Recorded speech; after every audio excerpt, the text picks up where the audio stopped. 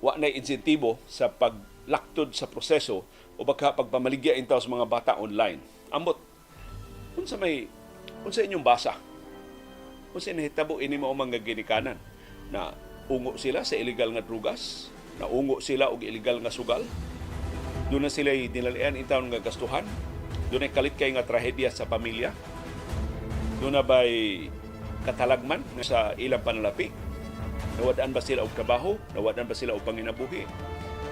Or mauni uso ron nga ang pagpanganak mahimo din kapangortahan.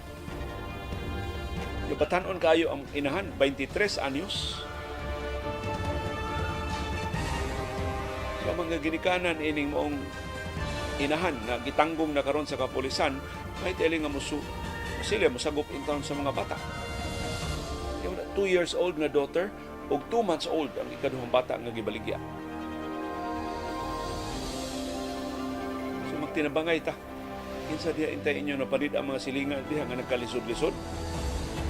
Dunay mga batanon, labi na batanon kay nga mga inahan ba itaw nga kinaba og iya, ayaw ihikaw ang inyong guidance. So ang inyong tabang, susuporta, ang inyong pag-am-am, ang inyong pagpasalig nila nga wa sila mag-inusaraw unsay mga challenges sa ilang kinabuhi, doon na sila kasandigan. Kitang mga silingan andam ta nga moabag.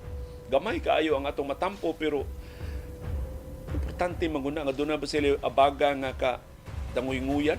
Doon na sila ba masangpit? Doon na ba sila masuna? Doon na sila makonsulta? Doon na sila mapangayo ng tambag?